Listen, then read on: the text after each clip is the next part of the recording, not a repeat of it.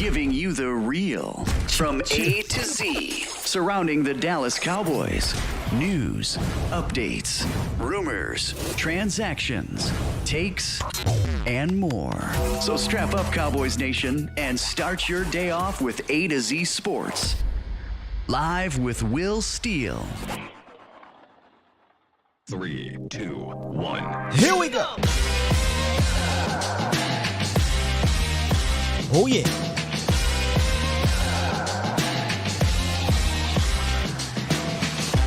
Good morning.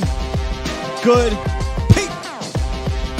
Welcome to AZ Sports Live, presented by the Cochran Firm and Boston Scientific, streaming live on YouTube and Facebook. And, of course, I am your host, Will Skywalker Steele. Boom! Pushing through today, man. We're pushing through, trying to bring the energy as best I can. That was a lot, but we here, man. We're going to briefly break down this Colts defense, which is the better, way better, of the two units for the Indianapolis Colts against the Cowboys offense. Tough test today, or this Sunday, I'm sorry. Tough test, maybe the toughest test since Dak has returned. We'll talk about their defense from top to bottom, how the Cowboys should attack. In the roundup, Dallas getting a few more players back to practice and maybe getting a key player back next week. We will get an update from an NFL insider. I mean, he's not coming on the show, but we'll have an update from an NFL insider on one Tyron Smith. And what else we got in the roundup? Oh, yeah, something that the Cowboys need to clean up, especially against this team, the Indianapolis Colts. We talk about penalties all the time, but that is something they have to address, and they have to get on it right now. And Terrence Steele talked about it, and Mike McCarthy brought it up as well. But what's good with y'all, Cowboys Nation? I mean, Bomb Squad. Bomb Squad! How y'all doing this morning? How are y'all doing? Got a good Thursday night football game going today, so I'll be watching that. Like I said, fighting through it this morning. I don't know what's going around down here in Dallas, but so I don't know if we'll be on too long, but you can call into the show. We'll get a few callers in 351-999-3787. Plus, got to take Fiona to the vet, get her all cleaned up and fixed up and whatnot. So we shouldn't be any overtime today. Shouldn't be any overtime, but I'm going to give you guys a quality show as best as I can. What up, D Block, Lamitra, Jameson, Swain, Toxic Tom? Yeah, these Thursday night football games have been pretty bad, man. Pretty bad. But I like watching Buffalo though, so it'd be cool to watch them. Sean was goody, Captain America. How does it, sir? Jameson Taylor, Stephen White, Marcus Hardison, David TC915, Iceberg Q. What up? Cole Jelly, aka CJ Richards. David was good. Miss Sheila. We got King Woods in the building. Who else we got here? VI Cowboy. Jake the Great. What's up, Jake? And of course, many more. Marcelo B, Sin City, Mark Quinn, T Dub. Y'all are active early and often, and I love it. I absolutely love it, man. Hope your Thursday is going well. Tomorrow's Friday. We'll do a cool little feel good Friday. At the Cochran Firm not downtown, but about 10 minutes away from where I'm at. So that'll be a fun show tomorrow, kicking it with those guys. They're good people down there, and we'll talk about them once we get to the pulse of the nation. But let's hit this roundup, and let's get to the meat and potatoes of this show, because I got a little bit more energy talking about this Colts defense as opposed to this Colts offense. So we'll get to that here in a quick second. It's time! It's time! It's time! It's time. It's time. It is time for. It's time for the morning roundup. Round 'em up, boys. Hey, yo. See, what y'all can't see is the name that's not on there. It says Skywalker Steele. It says illness limited. That's me. That's me today. I'm limited. We're going to push through, though, man. Speaking of illnesses, the illnesses seem to be creeping back into the Cowboys locker room down at the Star, man. Michael Gallup and Trayvon Diggs they were out yesterday. Trayvon Diggs. Yeah. Michael Gallup and Trayvon Diggs were out yesterday with the illness. This is like the fourth week in a row. I don't know what it is. We're not getting an exact word. Some people say, hey, it might be the vid. I don't know what it is, man. I'm hearing maybe a virus or bug, whatever you want to call it. But that thing just keep going around. And apparently, it's not just the Cowboys locker room. It's in other locker rooms like the Colts. If you go and look at the Indianapolis Colts injury report, they got a player or two on there who did not practice due to illness. Interesting. Who did practice? Jaron Kearse and DeMarcus Lawrence were limited. Kearse with the shoulder. You know, he dislocated the shoulder, went back in the game last week. And D-Law just dealing with everything. They got foot there, but it could say foot, knee, other foot, back, neck, my neck and my back, all that. He hurting, but he playing through it, and he's playing some damn good ball. So this kind of extended mini bye came at the right time, man, for the Dallas Cowboys. And the big name you see there, the first name, Anthony Barr. Anthony Barr is back, and I don't know how to feel about. I mean, I'm glad he's back. We need the depth, but I don't know how I feel about him getting back in the lineup. Let me ask you, Cowboys Nation, because I could be prisoner of the moment. Y'all know how I've been feeling about getting Damone Clark involved. If he was going to play, I didn't think he was going to play this year, but if he's going to play, let's see him. What y'all think? Should Anthony Barr get his starting job back, or should the Cowboys roll with Damone Clark? I'm very curious if this is an overwhelming answer here, or if we got a few that are sprinkled in. To me, yeah, I mean, listen, not going to sugarcoat it. I think they should keep Damone Clark in there. Not only is he the future, I think he's the now. Has he made a bunch of splash plays just quite yet? No, not yet. But I think McCarthy said something about Damone Clark, or maybe it was Dan Quinn who said it. He said, what I love about him is that he doesn't make the same mistake twice. If you just removed the name on the back, remove the number, watch Damone Clark play, watch him out there interacting and pointing, and you would think, oh, man, who's this veteran cat that they got in there? He just feels like a veteran. And I think the more he plays, the better chance that you'll get some of these splash plays from Damone Clark. So I would not sit him down in favor for Anthony Barr, man. Anthony Barr, you held it down. You held it down, brother. P.O.P. hold it down. And we appreciate your services until Damone Clark got well. And you're going to be needed. You can get in there on pass rush situations, sub in and out. But I think they should keep the young buck in there. What y'all think? Let it roll with Damone. Bench Barr.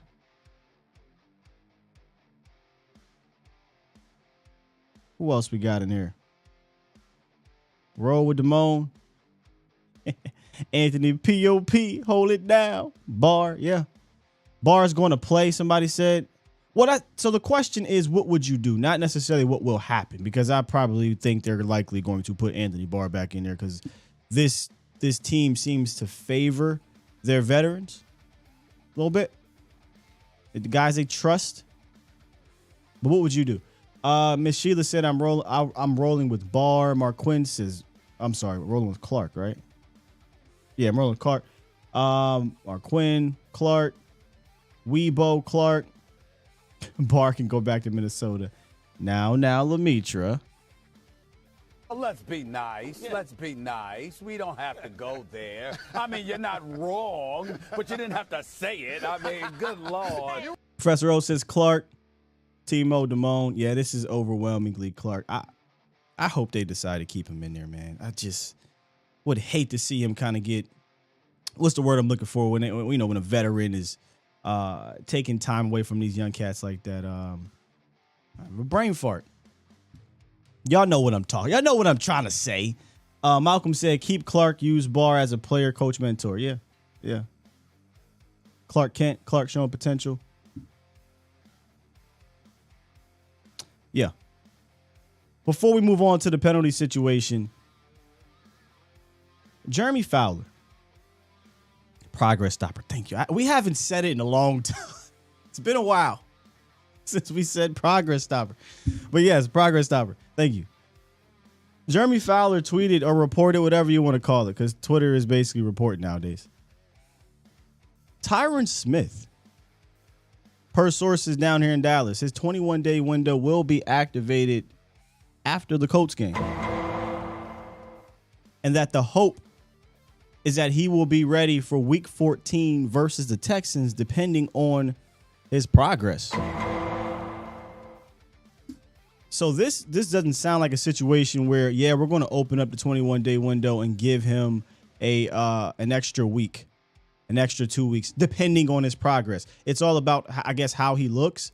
But I don't think it's the same thing as James Washington. James Washington, I think he needs a week or two.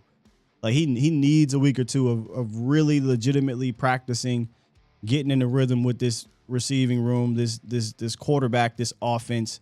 Tyron knows all of this. He doesn't. I don't think he needs 2 weeks to get into a rhythm per se.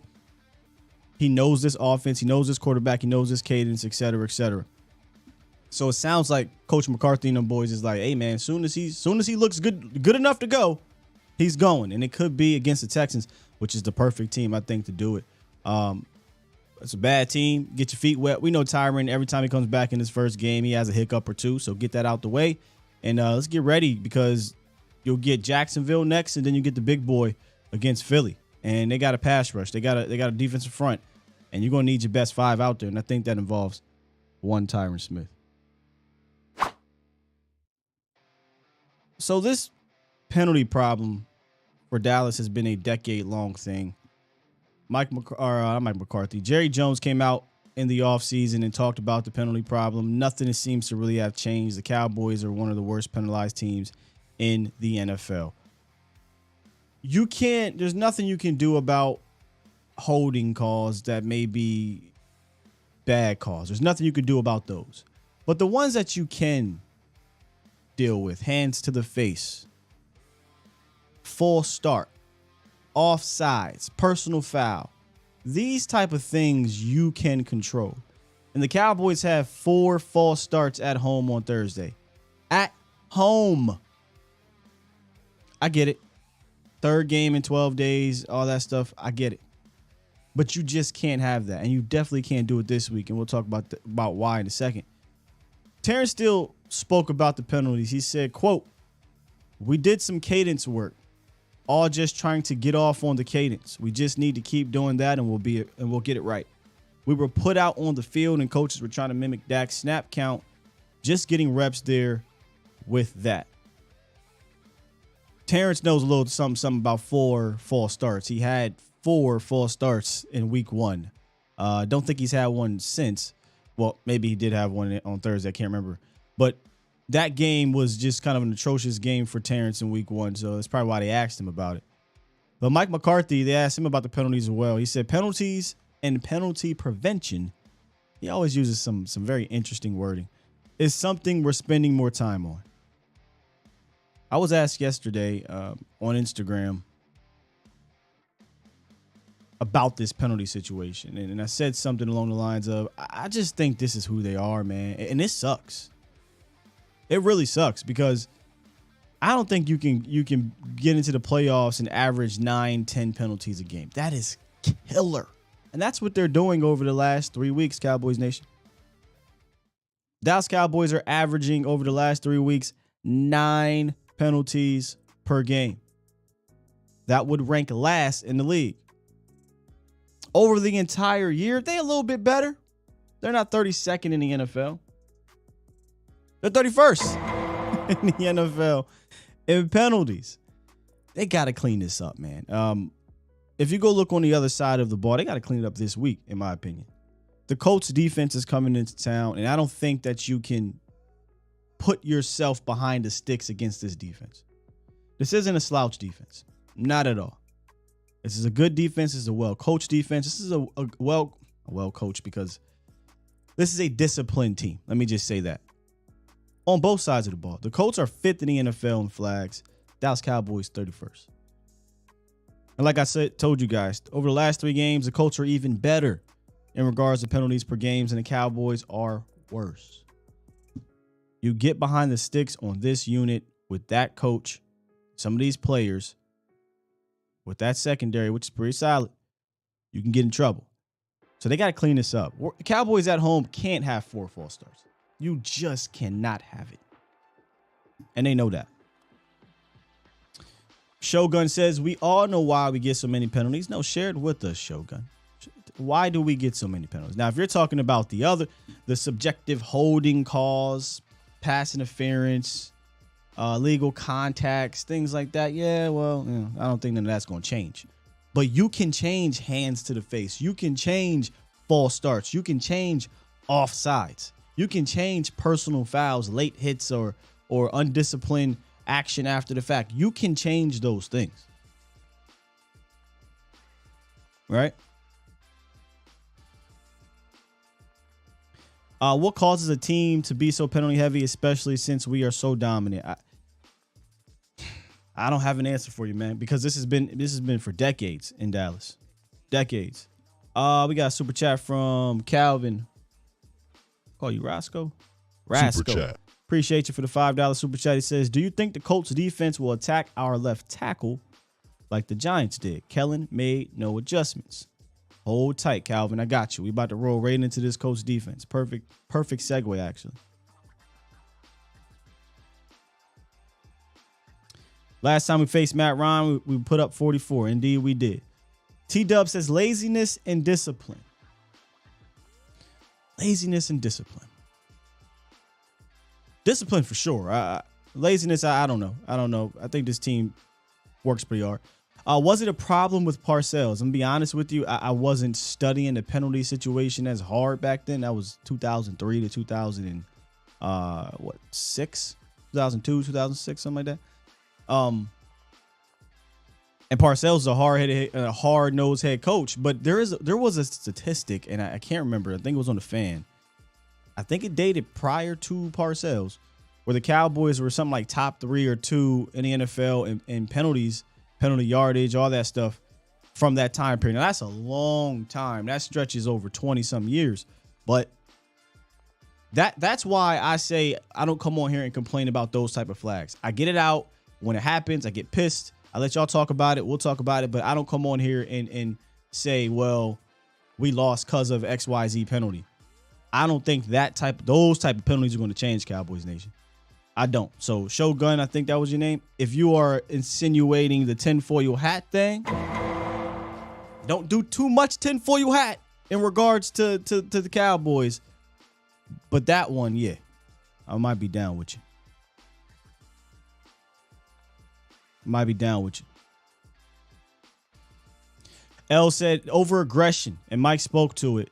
Doesn't want us to lose our mean. Yeah, but how is over aggression, with the false starts? Over aggression with offsides. I know specifically twice Dante Fowler went offsides and it caused the Cowboys points.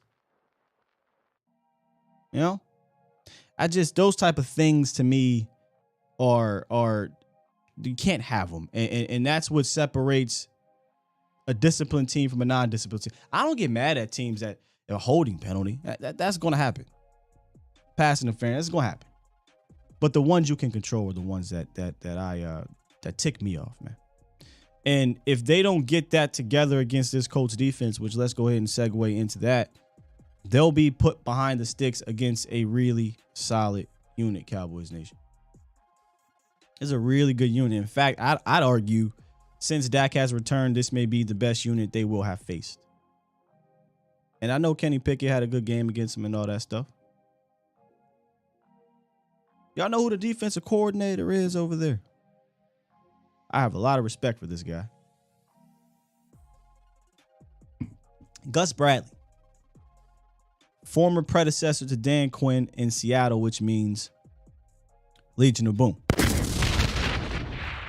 Now, he ain't got no damn Legion of Boom over there in Indianapolis, but he does have a pretty good unit. They're 11th ranked scoring defense, 6th in total yards. They're the 6th best team on third downs. But if you do convert, if you do matriculate down the field and you get into the red zone, that's when where they are a little bit more vulnerable. They rank 22nd in scoring defense in the red zone.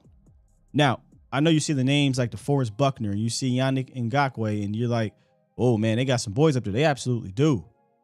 But I think the strength in their defense lies in their secondary. Yannick and DeForest Buckner, or we'll get to them in a second, are guys that control that front. But Stephon Gilmore, they got some players, man. Stephon Gilmore, Kenny Moore, Rodney McLeod, Isaiah Rodgers. This is a good unit. Now, Kenny Moore is not having the year he usually is accustomed to, but he's still renowned as one of the better slot corners in the league. He's actually given up 4 touchdowns this year, though. No interceptions, and he's allowed 121 passer rating when he's been targeted. So it's not been a great year for Kenny Moore. But don't let this game, I say it all the time, y'all, don't let this game be the game he wake up. Right? Stephon Gilmore. We know Stephon Gilmore, right? We know him from the Colts. From the Patriots. And we know him because he was a guy's name that floated around last year in trade rumors, and the Cowboys were fans at least wanted to get Stephon Gilmore, and I kind of did too. Then in the offseason came, Stephon became a free agent, and he signed a 2-year, $20 million deal with the Colts.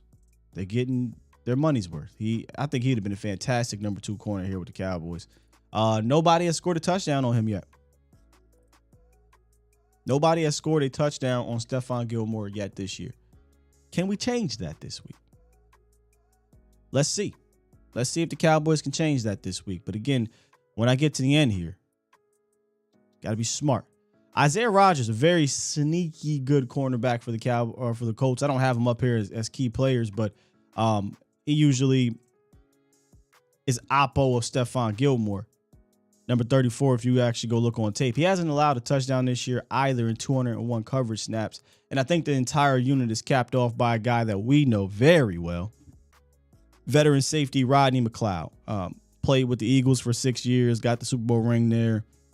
We've had success against McLeod, success against the Eagles defense during that time period. But McLeod is that veteran guy that I think keeps everything together there. Still a very good, smart safety. And he comes downhill in a hurry. He made a couple good plays against the Steelers that made me say, dang, I forgot McLeod still was in the league doing his thing. Because, it's the Colts. Let's be honest. We're not really following the Colts like that. So much like I said this against the Packers, I said this against the Bears, and maybe it's bad luck I keep saying it. Be careful. Be smart. This is a secondary that has some talent back there, that has some quality guys back there. Let's not get into this Cowboys Nation. CeeDee Lamb, is it a post? Is it a dig? Let's not get into that this week. Okay? This is not a good team. Good defense, not a good team. But the way to allow these not good teams to stay in these games is to have miscommunications across the middle of the field, interceptions. Let's eliminate that. Let's not even go there. Because I'm not going to lie to you. Cowboys, if they win the game and that happens again, when do we start hitting, I don't want to use the word panic. When do we start getting concerned about that? Because at some point it's going to become stubbornness. At some point it's going to become, why do you keep banging your head against the wall with something that's clearly not working? And you have alternatives. It's not like you don't have alternatives. You can just not send them there. Now, I'm getting ahead of myself because I've been here. We've been here 3 of the last 4 games. Fool me once, shame on you. Fool me twice, shame on me. Can't get fooled again. I'm about to make that a shirt with George Bush's face. Don't fool me again. Just don't do it. That's all I'm saying. Some of y'all will say, well, let's just run the ball on them. Well, that should be the Cowboys' game plan anyway, right? That's what this offense should start with. Everything should be, when I say everything, I don't mean literally, but run action should be involved with this Cowboys game plan week in, week out. Now, how you do it, it can differentiate, but that needs to be the Cowboys' identity. Not saying it's going to be easy, though, against the Colts. They got a pretty solid front seven. DeForest Buckner, is in every way a problem, like Arik Armstead is and was for the Cowboys last year. He is going to be a problem. Point blank, period. He's going to make plays. Get ready. He's going to make plays. He's going to frustrate us. 6'7", 295 pounds. Been one of the best interior defenders in the league for quite some time. But Aaron Donald's so damn good, you don't really hear about Buck. But Buckner is a problem, man. I remember when he got drafted, actually. It was the same year as Zeke and them boys, if I'm not mistaken. Either that or Armstead, one of the two. But when he was with San Fran and they had him and Arik Armstead next to each other, oh my goodness, it's ridiculous. Or is it Eric Armstead? My bad. But this interior offensive line, Connor McGovern, Tyler Biadasz, Zach is going to be Zach, but those two guys are going to have to be on their A game against DeForest Buckner, period. And so will Tyler Smith and Terrence Steele. Kwity Paye, 2021 draft darling out of Michigan. If we did the draft show a couple years ago, or last year. There's a guy that got brought up. He's having a solid start to his season, to his career. 9 sacks in a year and a half. Him and Yannick Ngakoue are going to be issues to deal with in the pass protection. And the Cowboys right now are still at the bottom of the league in pass block win rate. Tyler Smith just came off of one of his worst games as a pass blocker since he was with the Cowboys. It doesn't get easier. In fact, I think it gets tougher. Ngakoue leads their team with 8.5 sacks. He's got a sack 6 straight games. Y'all remember him, right? Last year, he gave Tyron Smith a lot of problems in Tyron's first game back from injury.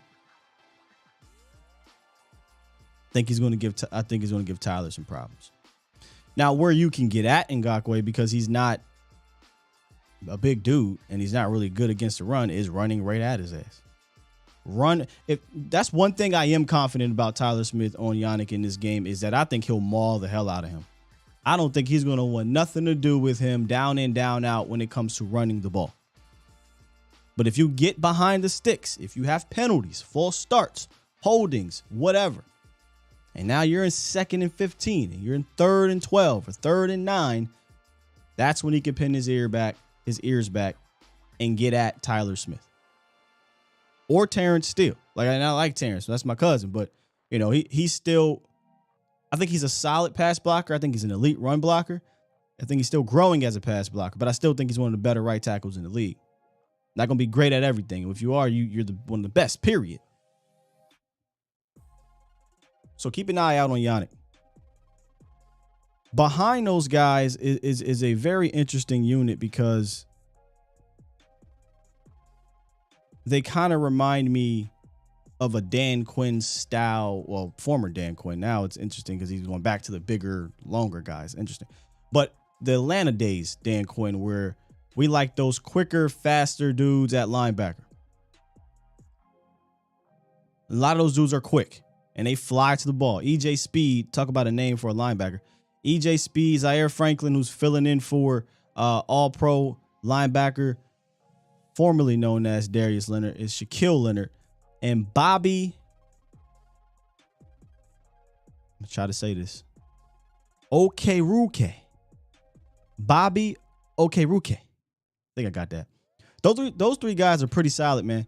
And they're helping control teams on the ground.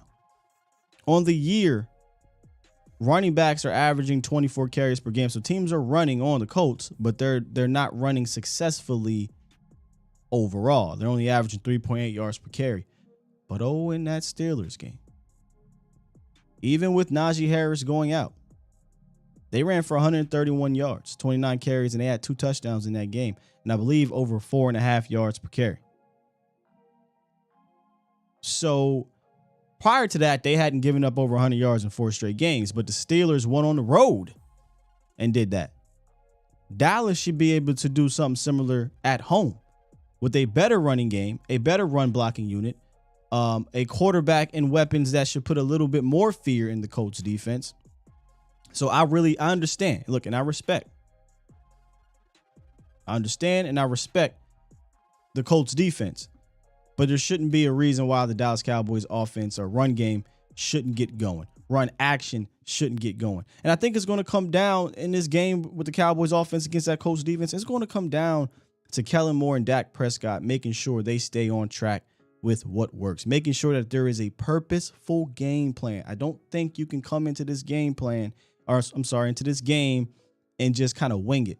And I say that because I was listening to Brian, who was talking about the Cowboys, having a short week against the Giants, and there really wasn't much practice. There really wasn't much game planning. And I think you can see that. I think you kind of saw that in the first half of the Giants game. It kind of just felt like, hey, what is our purpose here?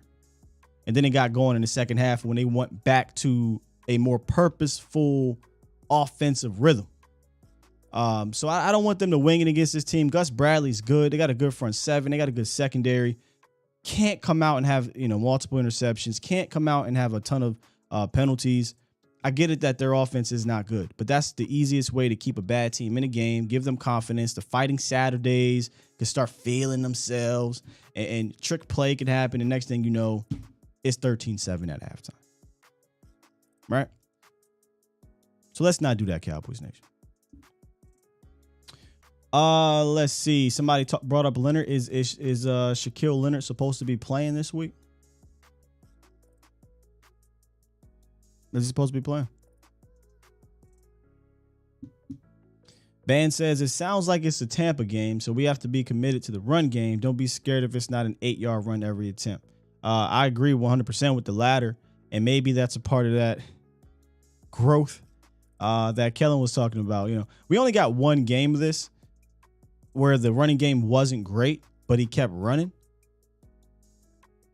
And then the other game we got is when the running game was really great and he didn't do it, was against Green Bay, and they're 1-1 in those games. So it's always a thing, right? Like we just don't know what team we're going to get offensively in regards to a game plan or balanced approach from week to week. That's the trust factor, their trust issue that we have with this offense, with this coordinator. But to his credit, he's been more balanced this year than not.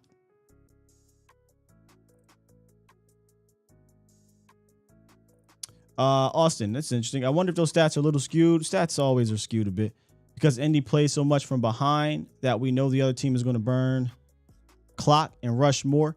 Okay, burn clock and rush more. Defensive plays when you know they're rushing. Which stats would be because if they're behind and teams are running more, you would think they'd have more success, right? They're not. Now, except for the Steelers, but teams aren't overall having much success. When you're averaging less than 4 yards per carry, that's a successful day for the defense, in my opinion. So, what stats are you referring to? Will says, so those stats are going to make Kellen want to throw 50 times. This ain't the game to do that, in my opinion, man.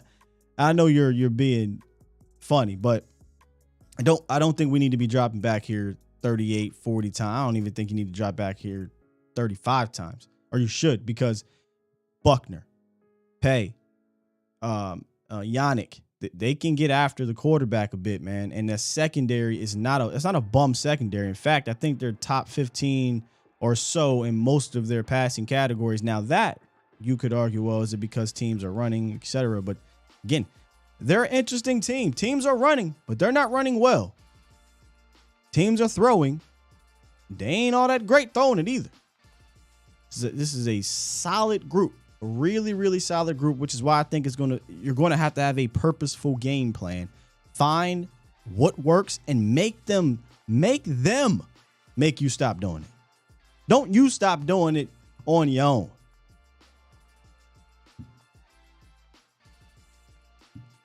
Is this a Zeke or Tony game? Both. If they are both healthy, both of them should be given a rock. That's, I'm not going to remove myself from that stance. I feel about that. I 100% believe you need both of these dudes because they complement each other so well. But if we ever get to a point again where Tony Pollard's only touching the ball 7-8 times, now we got a problem. That's not getting both of those dudes involved, man. Will this be a good time to start Peters at tackle? I'm ready to see it, man. And especially, right, if we're going to get, let's play that game, right? If you're going to get Tyron Smith back for the Texans, why not give it a go? Why not give him a shot at left guard as we get going? Now, I get it. DeForest Buckner is a tall task to deal with, literally, but ain't like he's going to play bums in the playoffs. It ain't like he's going to play bums later down the line. You're going to run up against the Eagles again. You're going to run up against Washington football people. You're going to run up against Justin Simmons. So you can't hide him from good players. So, yeah, I think this would be a great time to get that started. You know what I mean? Great time. You're asking some great questions. So before we do that, I'm going to get back to these really, really good questions, man. And I'm going to say these questions are presented by the Fan Focus on Your Health segment, presented by Boston Scientific.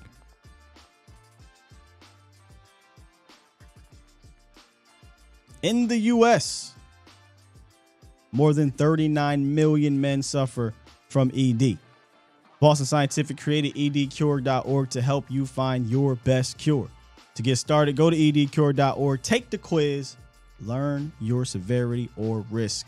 And if you do have a condition that puts you at a higher risk, you'll find customized content.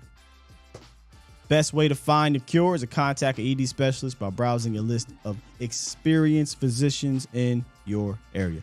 Visit edcure.org, brought to you by Boston Scientific, Cowboys Nation. You're listening to A to Z Sports. Do it live! At some point, hoping to broadcast In front of the millions. of Cowboys fans to bring you the real. But for now, strap up and here's your host, Skywalker Steele. I'm Luke Skywalker. I'm here to rescue you. We'll do it live.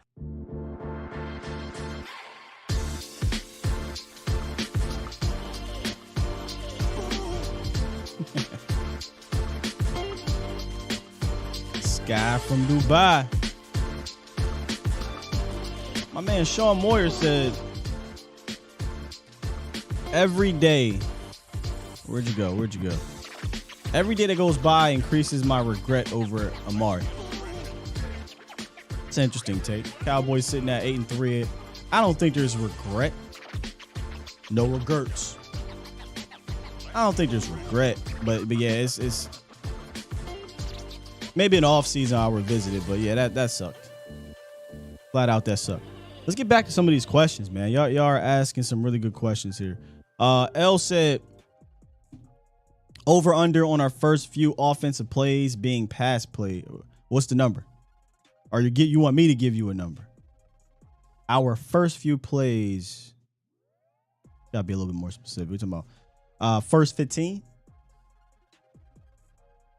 Let's say first 15. You know, that's the standard opening for teams, right? First 15 is usually about your first two series. I'd say it's going to be about even.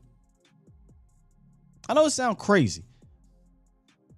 Do I have confidence in the playoffs or in heated moments that will do the right thing? I don't know about that just yet. That's kind of got to grow on me a bit. But I do have confidence that there will be some semblance of balance to start these games.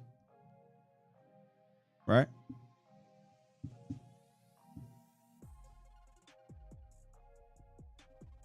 Some semblance of balance. Marcus, very good point. Giants bottled up TP and Zeke 8. Continue to use both backs. You just never know when one guy gets stifled. You know what I hate about how they use TP? And for him, I'd be annoyed because it will reflect my numbers when it comes to contract negotiations. They'll run TP on a reverse whatever, right? And he'll lose like 8 yards. And that'll take his yards per carry down. And you'd be like, well, dang, TP ain't do nothing. And he probably didn't have a great game in general in that specific game. But why are y'all running this man on a reverse like this as if he can't do regular running back? I digress, though. But that'd be annoying if I was TP. That'd be annoying. I have Austin. We brought this up a while ago. Oh, come on, Toxic. We brought this up a while ago, Austin Myler. He said, have y'all looked at the 2023 wide receiver free agent list? It's so bad. that has to factor in the OBJ equation. I don't think it does to that team, Austin, to this organization. Here's why. Dallas is never spending big money in free agency anyway. Even if there was a Tyreek Hill out there, even if there was a Devontae Adams, they were never going to be spending money like that, right? So if they wanted to attack the wide receiver position, they would do it in a draft. As a fan, though, I feel you because we had brought that up. I made a list a while ago about the 2023 free agents, and it's not a pretty class.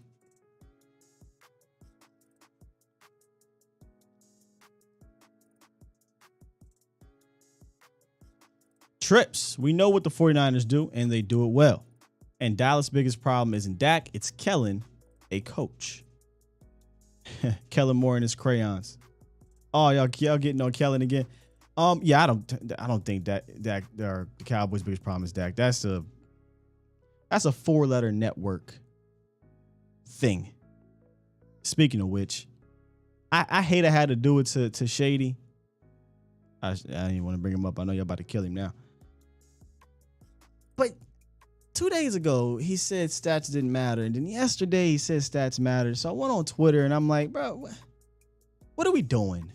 But we don't do that here. We don't talk about the networks. I could easily make content. Oh, man, I could have so much fun with that type of content. But I made this channel to not even acknowledge the BS that way. So I'm already I got a bad taste in my mouth just talking about it because we do not do that here, right? I literally got into doing this to combat the BS on those networks, so I won't go that far. But man, y'all just continue to make our job easier, though. I mean, that's just the truth. That's just the truth. Aslan says, if James Washington plays and has a solid game, how do you think he will impact this team moving forward? I don't think he'll be playing this week. I'll be shocked, honestly. If James Washington plays and has a solid game, boy, I'd be happy as hell because I was one of the guys saying, I think James Washington is going to be good for the team. I don't think he's going to be crazy, but I think he can have a, Randall Cobb type of impact in the slot.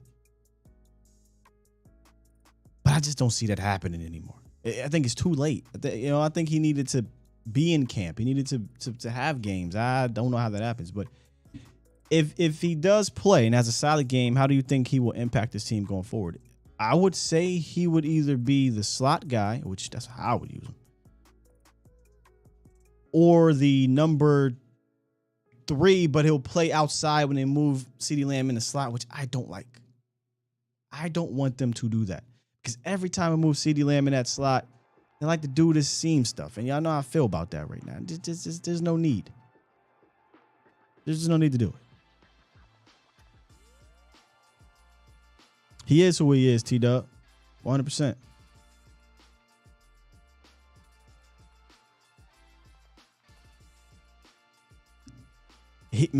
Ron, he might be. He might be because he's following the path that gets you that type of notoriety. The problem is, even other guys, and I've said this to you guys, Dan Orblowski, I've said this. Dan ain't dumb. Dan is really smart. Actually can break down the game really well. I enjoy watching him do that. It's when he tries to interject and follow that path that gets you to that stardom on those networks. And it worked for him for a year and a half until he had no choice to say, damn, man, I was wrong. Bruh can ball. He don't even acknowledge Wentz anymore. And now he's tolerable because he's not trying to force this BS on people. I don't think Shady's any good. I don't think he's good. But I think they'll keep him there because he's going to bring heat. It's like wrestling. We call it WWE, man. He brings the heat. He's the villain. I don't mean to be recency bias toxic, but I think it's him. I think he's the worst. I just do. A lot of those other dudes who, and I'm not saying that because of the Cowboys thing, but a lot of those other dudes, sometimes they say they sound intelligent. They say some good things, some smart things, even amongst their bad takes. I don't hear that from him. Indeed, he's better than Washington. Absolutely. Daniel, your chat shouldn't be frozen. I have everyone up here, Daniel. I'm just kind of behind here, but your chat shouldn't be frozen. Austin said, where is Tolbert? Tolbert's playing. Tolbert's active, doing special teams things. He gets a few snaps on the offense, but he's not really involved. And if they do get an Odell Beckham, who, by the way, is starting his tour day free agency today. He's going to New York. I don't think they have a chance. Then he goes to Buffalo. I wonder why Dallas decided to say, yeah, we're just going to wait till Monday and let Buffalo get the first one. Here's why I'm a little nervous about when I say nervous, I mean, you don't get Odell, you just don't get Odell. But if you want to get Odell, why you should be nervous about Buffalo? Von Miller's a really good recruiter, number one. Number two, they just cleared some cap space today or yesterday or whenever. Just on a Thursday, the day before Odell comes, they cleared cap space. I just find that interesting. They don't want him to leave that building. Best way to do it is they're cap strapped right now. They don't got a lot of cap. Well, let me clear some. And if we get to a point where they like each other, everything's going well, well, shit, let's get this done. We got the money. What you want to do? Here the contract. The Cowboy fan in me, the way I've been trained over the last 15 years, I don't see this happening. Right? Like, I'm not even going to get my hopes up for that to happen. So Buffalo might be it. Oh, Jermaine, I know he from PA. Here's what I always say. I hate to get on him like this. Me and Shady are childhood friends. It really breaks my heart to see him look like he's looking on camera. Because it's like, bruh, what are you doing? You're making us look bad out here in 717 in Harrisburg. Oh, I love Dave's reaction, Manny. In fact, I texted Dave yesterday and said, Dave, I absolutely think your reactions are spot on. Don't go too overboard because I couldn't do it. I couldn't do it. Y'all know me, brother. I'd have hit him with so many brothers, and then it would have turned into copper and platinum, and I couldn't do it. That's why I say I don't think I could be on them TVs, man. I'm joking. I calm down. I will. That shit ain't gonna get canceled, man. Calvin Roscoe, appreciate you for the donation. Super chat. He says, is signing Odell Beckham Jr. too much money for the wide receiver position? I think in years past you could argue that, but guess what, man? I think the wide receiver position, it's always been part of the money five, but I think it's starting to creep up that ladder. It may have been five. You know, when I say money five, we're talking quarterbacks, pass rushers, left tackles, wide receivers, and corners. I think wide receiver is creeping up, and the league is telling you that. That's why I think it's funny when they be like, oh, well, so-and-so should be able to do it without weapons. Bro, they are spending tons of money on these weapons to help out these quarterbacks. Wide receivers absolutely matter, man. So I feel you because you got Lamb who's going to need a contract. You just paid money to Gallup. But that is a position that, hey, man, if you got three ballers like that and you're paying them, you just happen to be paying them. But it's just something to think about because obviously if you're paying three guys at that rate, you're going to be ailing somewhere else. But here's my thing. You don't need to pay CD Lamb yet. They probably will, though. They probably will. Toxic said he can't talk ish on Shady either. He's from where I'm from. You went to McDevitt? I thought you went to Lower Dolphin or something like that. Yeah, Shady went to McDevitt.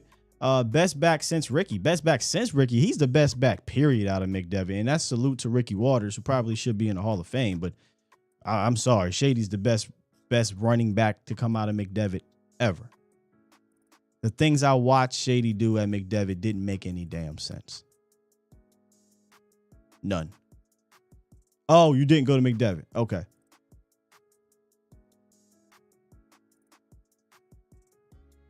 And honestly, until Micah came, you could argue Shady was one of the best athletes, or if not the best or most successful.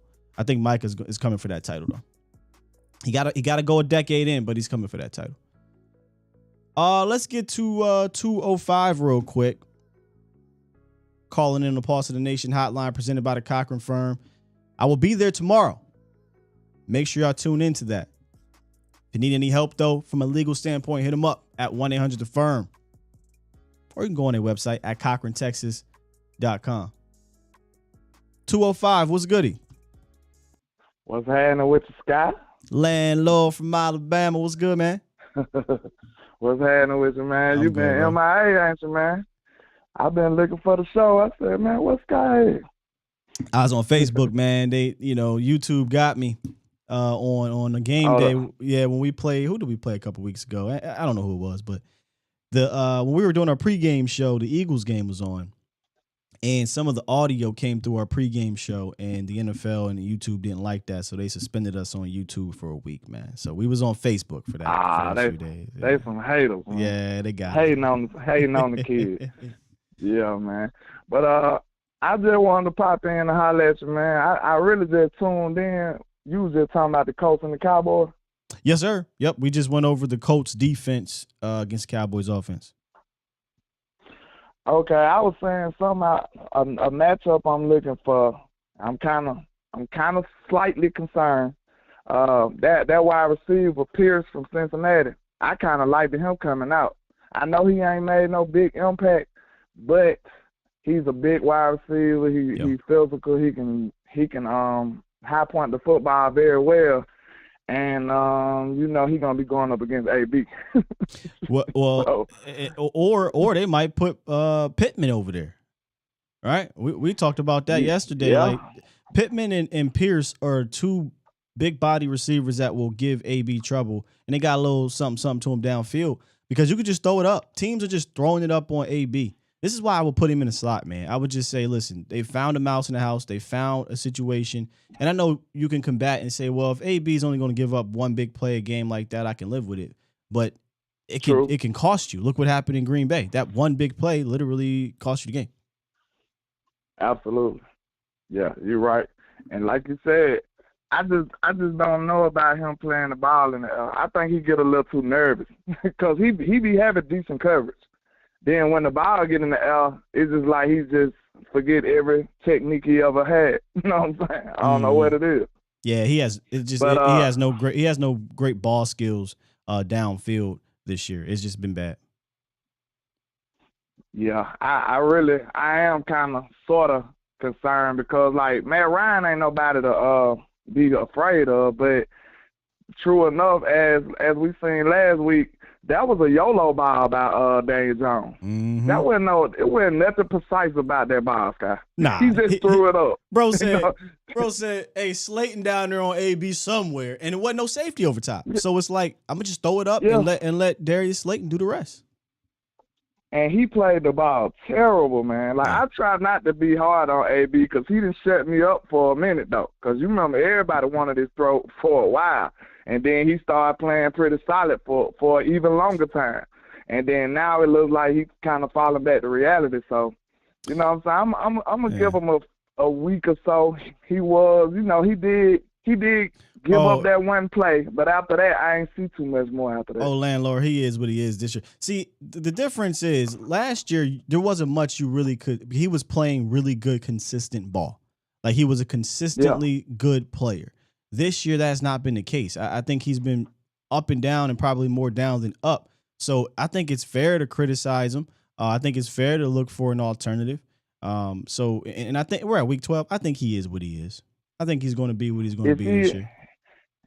Is that alternative in the building, though? It might not be, but this is what I said on Twitter. Yeah, because this is what I said. Listen. That pine will change your mind. Sometimes you might just have to send a message, sit his ass on the bench, and say, listen, bro, this can't keep happening, all right? So let me sit you down for a little bit here and then see if somebody else can mess it up. But in all honesty, though, and all jokes aside, I think Deron Bland could be pretty good on the outside, man. I think he has better ball skills. I was just about to say, that was going to be my next question. Do you think Bland will look better on the outside and AB shift over to the inside, to the slot. I want to see it. This is what I said about Jabril Cox. This is what I said about Deron Bland. This is what I said about Kelvin Joseph. And we've seen it a little bit with Kelvin. I want to see them F up. If everyone that doesn't believe in these guys, then show me. Allow them to make the mistake. Allow them to then come back from that and get better from it, or show that, hey, I'm not going to get better from it. Let's see it, because guess what? We're already seeing those mistakes with the dude that's in there. So I'm all for seeing it. Yeah.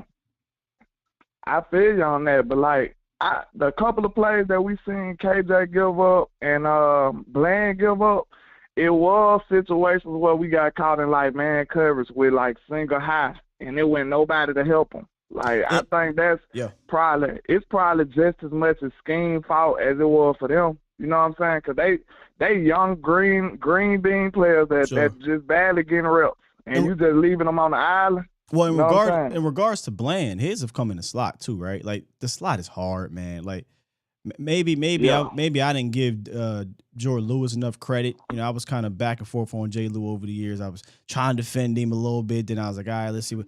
But J. Lou really had a tough assignment, man. We play a lot of man, so he was just chasing dudes around, and I think he did it at a solid rate. But and a whole lot of space, too, in that a whole lot of space, right? But I think if you put Bland on the outside, he has that physicality, that speed, and that awareness, that ball awareness that I think he could use the sideline to help him. I just would like to see it. I already heard the defensive back coach say that, you know, he can do both. So put him out there, man. Let's see what happens. Yeah, I think Bland trusts his technique. I think he trusts his speed. I don't think he panicked when the ball in the air. I like a lot of stuff I see. That's rare for a rookie DB, in my opinion. You know what I'm saying? What makes me nervous, landlord, in regards to not Bland, because Bland is your starting slot, so he's staying in the slot. What makes me nervous about Kelvin and about Nashawn Wright, because that's starting to look like a wasted third-round pick, is that man, I just called Nashawn a bust the other day. I'm sorry. No, it's starting to look like one. What sucks about it, though, is that Anthony Brown is not doing anything to stop them dudes from taking his spot, but they seem to not be able to do it. Whether that be because of the film room, whether that be practice, whether that be the minimal reps they're getting, they haven't been able to take that leap. That's a big concern. I know I'm about to put my 10-4 hat on, but do you think there's some politics involved? Because AB is one of their guys now. But no, one of their guys. He's not though. Because Dan Quinn didn't draft AB. Dan Quinn didn't pay AB. Dan Quinn got here and AB was here, and he actually made AB better last year. And I watched Dan Quinn bench Jordan Lewis last year to give Kelvin Joseph a shot. He played about 3 straight games in a row. So I'm wondering if it's the film room. I'm wondering if it's practice. And the reason why I bring up the film room, because one of the things that came out about Kelvin Joseph is that he was still learning how to study film. And Dan Quinn even flat out came out and said it. We are working on him in the film room in his rookie year. He came out and said that. I don't know about Nashawn. They just don't even bring him up. He's just a special team dude. But and one more question before I go, Scott. I don't want to hold your phone too long. No, this is good stuff, man. What you think you're gonna get from James Washington? Do you think he'll be better than Noah Brown today? I'm gonna have to say no, right? Because the second question. That's crazy. That's crazy. It is crazy because it's crazy. And you know what, landlord? I'm gonna say no right now. But if this had been August and he had not got hurt, I do think that he could have been a legitimate slot weapon, a legitimate one. But how can I have confidence December 1st with a dude who ain't practiced with the Cowboys yet, ain't played in the game, a preseason game? Nah, man. They got a role for Noah Brown. He was looking mad clunky. Yeah, he was looking mad clunky in the preseason. He looked like a box. He looked like James Washington should have been playing in 1993 with the other James Washington on the Cowboys. Looked like you had the big shoulder pads on and everything. Kept falling. He kept falling and getting hurt. Ain't nobody touch you, fam. But yeah, man, it's James Washington to me is just an added bonus if he gives you anything, and I'd be happy as hell if he does, and hopefully, because I was saying, landlord, that he could have had a potential Randall Cobb type of impact from the slot, 700, 800 yards, give you 3-4 touchdowns, and boom, you good. You got him for a year, let's move on.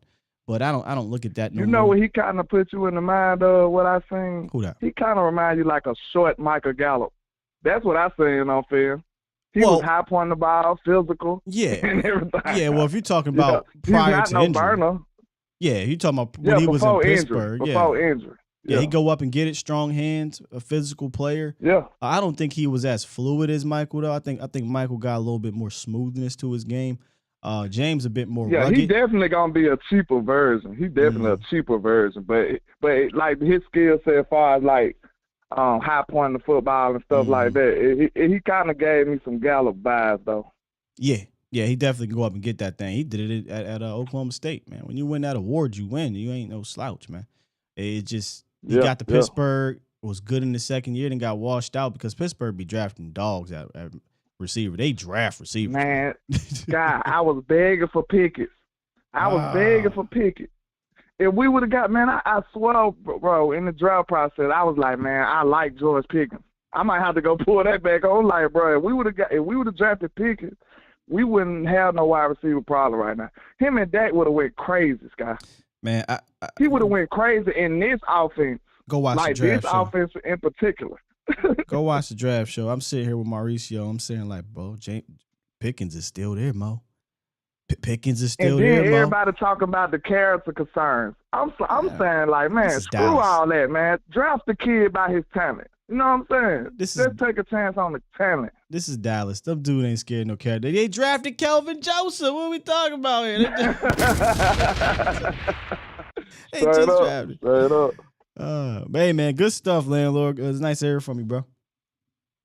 Already, man. Y'all hold it down. Shout out to the Bomb Squad. Yes, sir. Landlord from everywhere in the building. make sure y'all check out. I'm pretty sure he's gonna be live later today or dropping some film or something like that. Check him out on YouTube, man. Landlord from Alabama. Already, man. Yeah, they ain't scared of no character concerns. George Pickens look like a beast over there. Does Gallup's lack of separation concern me? Ask Manny. Nah, because he's always been that guy. He's always been a guy that's not getting open through his route running prowess. He's a big body guy. He's a box you out, jump over you type of receiver. So it doesn't. And Dak knows that.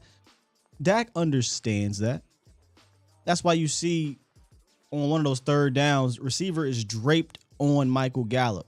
Dak can't throw it on his number, so he says, all right, I know Michael will get this. Boom, snap, first down. Another third down.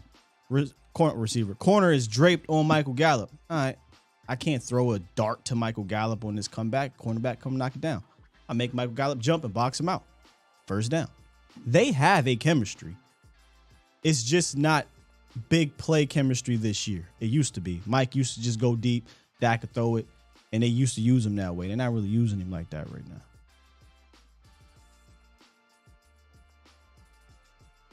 That's good stuff. Good stuff. And it would be a question I would love to ask Dan Quinn. Like, where are you at with Kelvin Joseph and Nashawn Wright? I think we know where Nashawn. Hell, and Deron Bland in regards to playing outside, but Deron's just starting slot. They're not moving him. But I just wonder, man. I just wonder if they don't have the confidence in Kelvin Joseph. Because listen, Anthony Brown's not like killing it this year.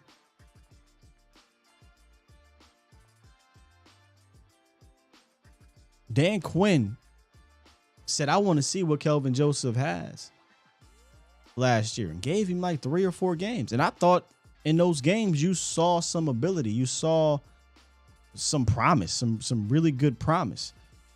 This year, I don't think he looks as good as he did last year in his minimal reps, but those are minimal reps, right? Like, give him more.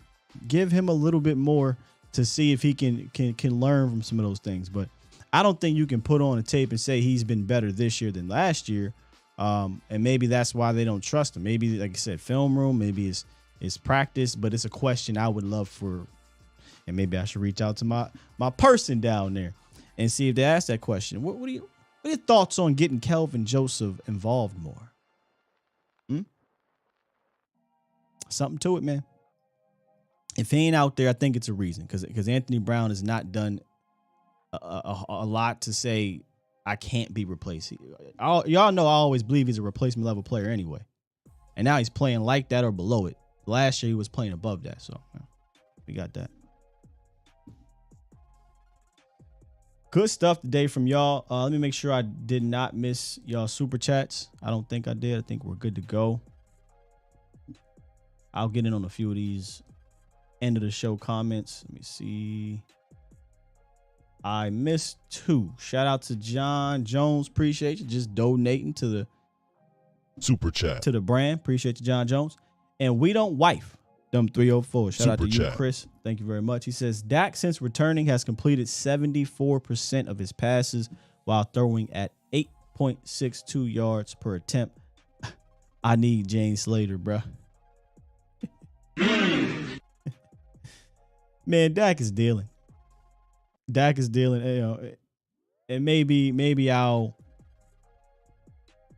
I mean, I'm 10 toes down on it now, but maybe I'll put together something later at the end of the season, going into the postseason. Excuse me. But I think he's better now than he was last year to start the season. I truly do.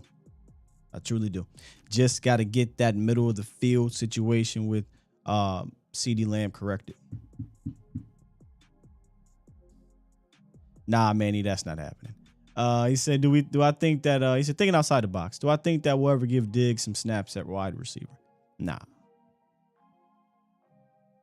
No sirree Bobski. Because you're not that bad. You're not down that bad at wide receiver. You got some guys. All right. Tomorrow's Friday. I will be. I keep wanting to say downtown. It's not downtown. It's a different word for where they're at. I'm new to Texas. My bad. But I will be at the Cochran Firm live. Should be a good show tomorrow. We'll break down our keys to the games or X factors. You know, I decide on Thursday which one I want to do there. And we'll do that. And you guys can obviously call in tomorrow. We can wrap down there. We'll be talking to the guys down at the Cochran Firm. One of them is a Cowboy fan. So, you know, we'll have him on and we'll talk some Cowboys together. In fact, he'll actually be on camera this time, not on the phone. He'll be in front of the camera. So we'll be talking about that stuff. Before y'all go, though, please do me a favor.